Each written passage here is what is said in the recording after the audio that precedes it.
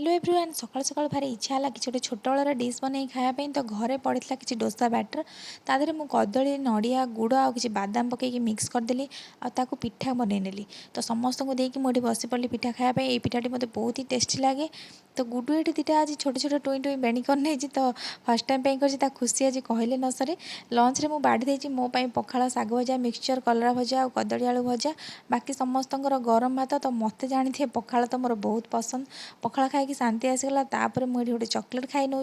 गुडू ये independence day पे बनई गोटे पेंटिंग आ जिद्दी लगे मामा प्लीज एटा स्टाटस रख बोली।